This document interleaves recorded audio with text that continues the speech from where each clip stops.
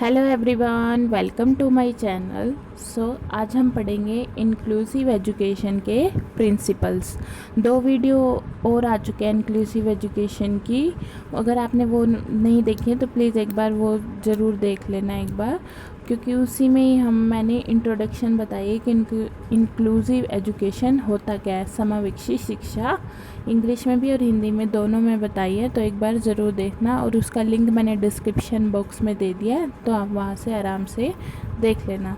हम आज की वीडियो स्टार्ट करते हैं। इंक्लूसिव एजुकेशन, समावेशी शिक्षा, इसका क्या था मतलब कि एजुकेशन फॉर ऑल, चाहे वो बच्चा कैसा भी हो, डिसेबल हो, नॉन डिसेबल हो, वीक स्टूडेंट हो, स्लो लर्नर हो, special children, special gifted childrens होते हैं वो, स्पेशल चिल्ड्रंस होते हैं वो, चाहे कोई सी भी डिसेबिलिटी हो, कोई सा भी कलर हो, कोई सा भी जेंडर हो, कोई सा भी क्लास हो, कोई सी उसका लर्निंग स्टाइल हो और कोई सी भी लैंग्वेज, सबके लिए शिक्षा ज़रूरी है। एजुकेशन फॉर ऑल, एजुकेटर का जो मेन रोल होता है इसमें, मतलब टीचर का, वो सबको सम्मान समझना है। उसने किसी में भेदभाव नहीं करना, सबको समान शिक्षा देनी है। और अपने अपने जो टीचिंग मटेरियल्स हैं, स्ट्रेटजीज़ हैं, उसके अंदर चेंजेस लाने हैं ताकि हर बच्चा उस चीज़ को समझ सके। ये सब चीज़ें हमने पहले वाली वीडियोस में कर ली थी। आज हम पढ़ेंगे हमारे 7 principle of inclusive education. 7 principle है हमारे इंक्लूसिव एजुकेशन में। मैं एक बार पॉइंट बता देती हूँ इंक्लूसिव एजुकेशन के कौन कौन से 7 पॉइंट्स हैं। सबसे पहला है teaching all subjects, teaching all subject, exploring multiple identities, preventing prejudice, promoting social justice, choosing appropriate material, teaching and learning about culture and religion, adapting and integrating lesson appropriately। अब हम इसको लाइन वाइज पढ़ते हैं कि क्या क्या 7 principal बोले हैं इंक्लूसिव एजुकेशन में। फर्स्ट है हमारा टीचिंग ऑल सब्जेक्ट। आगे मेरा हिंदी में भी लिखा हुआ है, मैं आपको हिंदी में दिखा दूंगी कि क्या है हिंदी में। इसको बोलते हैं सभी छात्रों को पढ़ाना। एजुकेटर की सबसे मेन रिस्पॉन्सिबिलिटी भी बनती है कि वो सभी जो चिल्ड्रंस है सबको सम्मान समझे और सबको सम्मान की शिक्षा दे, किसी के बीच में भेदभाव नहीं करे। फॉर एग्ज़ाम्पल जैसे कि डॉक्टर्स होते हैं, उसके पास कोई भी पेशेंट आता है तो वो उसकी वो जो है उसका ध्यान रखता है, चाहे वो कोई से भी क्लास का है, जेंडर का है, कोई से भी उसके सेक्शन का है, सबको वो दवाई वगैरह देता है। ऐसे ही एजुकेटर मतलब टीचर्स को होना चाहिए, किसी के बीच में भेदभाव नहीं करना चाहिए। वीकर सेक्शन कह रही सॉरी वीकर जो वीक स्टूडेंट्स होते हैं, उसके वीक स्टूडेंट्स हो गए, इंटेलिजेंट स्टूडेंट्स हो गए, इनके जो बीच में भेदभाव कई बार हो जाते हैं तो ये भी नहीं करना चाहिए। डिसेबिलिटी वाले बच्चे हैं और नॉर्मल चिल्ड्रंस हैं, इनके बीच में भी भेदभाव जो शिक्षक है उसको नहीं करना चाहिए। जो अपने जो मटेरियल है उसको मोर इंटरेस्टिंग और ट्रेंचेबल बनाना चाहिए ताकि जो बच्चे हैं उनके लिए हेल्पफुल हो। फर्स्ट प्रिंसिपल हमें यही कहता है जो टीचर है ऑल स्टूडेंट्स को उसको पढ़ाना चाहिए, सबको समान शिक्षा देनी चाहिए और भेदभाव नहीं करना चाहिए। आई होप आपको फर्स्ट वाला जो प्रिंसिपल है वो समझ आया होगा। हम चलते हैं हमारे सेकंड प्रिंसिपल पर। सेकंड प्रिंसिपल हमें क्या कहता है, सबसे पहले क्या पढ़ लेते हैं, एक्सप्लोरिंग मल्टीपल आइडेंटिटीज, कई पहचान की खोज। इसमें क्या करता है कि जो एजुकेटर है उसको ना अपने जो बच्चे हैं उनको एनकरेज करना चाहिए अपने स्टूडेंट्स को। ये प्रिंसिपल हमें ये कहता है कि जो एजुकेटर है उसको, कई बच्चे फॉर एग्जांपल कई बच्चों के बीच में टैलेंट होता है, वो कई बार अपना दिखा नहीं पाते कि या उनको सही प्लेटफॉर्म नहीं मिलता कि वो अपना जो टैलेंट है वो दूसरों के सामने अपना प्रेजेंट कर पाएँ। फॉर डिसेबल बच्चे हैं उनके लिए तो स्पेशली होता ही है कि वो अपना जो टैलेंट है कई बार नहीं दिखा पाते। तो ये प्रिंसिपल हमें ये कहता है एक्सप्लोरिंग मल्टीपल आइडेंटिटीज़ कि जो एजुकेटर है उसको ऐसी चीज़ें करनी चाहिए कि जो बच्चा है, डिसेबल बच्चा है, उसको जो है शर्म ना आए, वो अपना जो डर है, नर्वसनेस है जो नॉर्मल चिल्ड्रंस के साथ, वो बाहर निकाले और अपना जो टैलेंट है वो लोगों के सामने दिखाए। तो उनको एनकरेज करना चाहिए। इस प्रिंसिपल के अकॉर्डिंग जो एजुकेटर है उसको ऐसी एक्टिविटीज़ करवानी चाहिए ताकि जो हर बच्चा है एक दूसरे से इंटरेक्ट करे, एक दूसरे के बारे में जाने, सम्मान करे, रिस्पेक्ट करे उसकी, और हर किसी को सम्मान दे। वो ऐसा ही एनवायरनमेंट क्रिएट करना चाहिए, उसको अंडरस्टैंड करना चाहिए एजुकेटर्स को, अंडरस्टैंडिंग पीपल। तो वो क्या क्या कर सकता है, फर्स्ट वो क्रिएटिंग एक्टिविटीज़ करवा सकता है रिलेटेड टू इंटरेक्शन, ताकि वो जो नर्वस डिसेबल बच्चा कोई भी आपके स्कूल में आया है, ताकि वो प्राउडली फील करे और उनके बच्चों के सामने नर्वस ना हो, डर ना लगे उनको बच्चों के सामने। सेकंड वो कह सकता है कि कोई प्रोजेक्ट दिखा दे, वो अपना एक्सपीरियंस बताए कि उसका जो एकेडमिक एक्सपीरियंस है कैसा रहा उन बच्चों के साथ, कुछ भी वो अपना, मतलब कि उसमें क्या करना है, आपने एनकरेज करना है स्टूडेंट्स को ताकि वो अपना बाहर निकल के आए, उसकी स्किल्स का बारे में पता लगे। कई बार हमें जो एजुकेटर है उसको स्किल्स का नहीं पता लगता कि इस बच्चे में ये स्किल हो सकती है।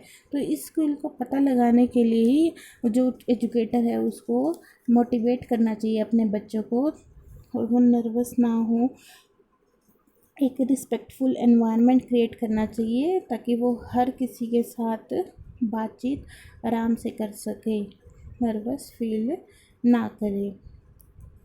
सेकंड जो प्रिंसिपल है वो हमें ये कहता है, ठीक है।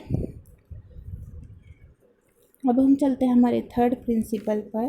थर्ड प्रिंसिपल है प्रिवेंटिंग प्रीजस्टिस, मतलब रोकथाम को रोकना। मतलब कि ये कहता है कि जो एजुकेटर, मैं आपको ओवरव्यू दे रही हूँ, लिखने का तरीका तो आप यहाँ से देख लेना कि क्या क्या लिखा हुआ है, आपको बस मैं मतलब समझा रही हूँ कि प्रिंसिपल का क्या मतलब है, ठीक है। हम थर्ड पे आ चुके हैं। थर्ड है हमारा प्रिवेंटिंग प्रीजस्टिस। ये मतलब ये इस प्रिंसिपल के अकॉर्डिंग ये कहा गया है जो हमारी पुरानी धारणा है, किस अवेयरनेस पुरानी धारणा है कि डिसेबल बच्चे कुछ नहीं कर सकते, वीक स्टूडेंट्स हैं वो कुछ नहीं कर सकते, जो मतलब स्पेशल गिफ्टेड चिल्ड्रंस होते हैं वो ज़्यादा मतलब नहीं चल पाते कई बार,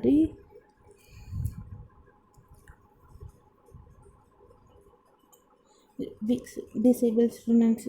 तो ये जो हमारी पुरानी धारणा है इसके ऊपर जो है एजुकेटर को रोक लगानी चाहिए, इसके ऊपर एजुकेटर को रोक लगानी चाहिए और अवेयर करना चाहिए लोगों को, कि ऐसा कुछ नहीं है। वो अगर अवेयर करेगा अपने स्टूडेंट्स को, वही स्टूडेंट्स जाके सोसाइटी में अवेयर करेंगे कि ऐसा कुछ नहीं होता, सब समान है, सबके लिए शिक्षा ज़रूरी है। कल्चर से अवेयर करवाएगा, इक्वलिटी के बारे में बताएगा उनको, स्टूडेंट्स अगर के साथ ऐसा एनवायरनमेंट क्रिएट करेगा, सबको इक्वलिटी देगा, भेदभाव नहीं करेगा, जो हमारी पुरानी धारणा है उसको ख़त्म करेगा। वीक स्टूडेंट्स कुछ नहीं कर सकते, जो डिसेबल स्टूडेंट्स हैं वो कुछ नहीं कर सकते, जो ये पुरानी धारणा है इसके ऊपर रोक लगाएगा।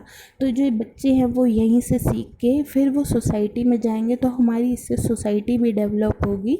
इसलिए ये प्रिवेंटिंग प्रीजस्टिस मतलब कि जो पुरानी धारणा है हमारी उसके बारे में अवेयर करवाना है लोगों को। सो फोर्थ है हमारा प्रमोटिंग सोशल जस्टिस। एक सेकेंड, प्रमोटिंग सोशल जस्टिस, सामाजिक न्याय को बढ़ावा देना। प्रमोटिंग सोशल जस्टिस में ये कहा गया है कि सबको इक्वल समझना है, सबको सम्मान देना है, ये कहा गया है।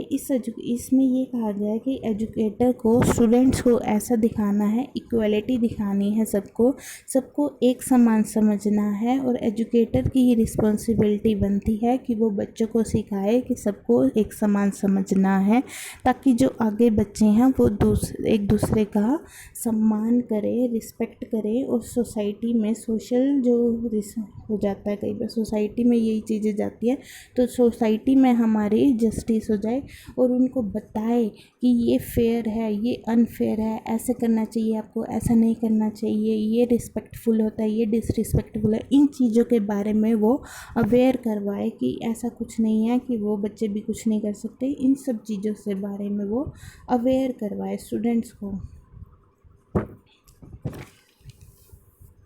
जो बच्चे कई बार समझते हैं हमारी सोसाइटी कि डिसेबल्स बच्चे तो कुछ नहीं कर सकते, तो सबको सम्मान की शिक्षा दे, ऐसा वो कहता है सोशल जस्टिस वाला point, equality for all.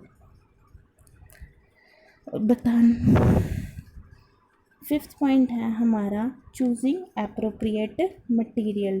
Choosing appropriate material का ये मतलब है, अब आपकी क्लास में डिसेबल प्लस नॉर्मल चिल्ड्रंस दोनों पढ़ रहे हैं, डिसेबल प्लस नॉर्मल चिल्ड्रंस दोनों पढ़ रहे हैं, तो आपने ऐसी क्या चेंजेस लाने हैं अपने करिकुलम में, बुक्स में, आपके कंटेंट में, आपके सिलेबस में, कि जो बच्चे हैं दोनों की क्लासों, दोनों बच्चे डिसेबल प्लस नॉर्मल चिल्ड्रंस एक साथ कैसे पढ़ेंगे, कैसे अंडरस्टैंड करेंगे हर चीज़ को, और आपके क्लासरूम में वो एक साथ कैसे पढ़ेंगे।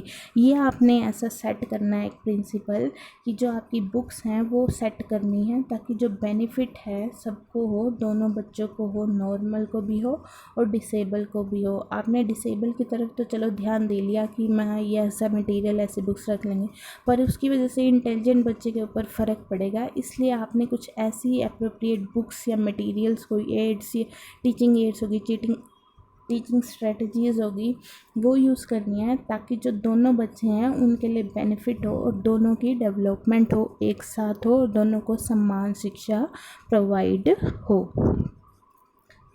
ठीक है, फिफ्थ पॉइंट में हमें ये बोला गया है। आगे सिक्स पॉइंट है teaching and learning about culture and religion.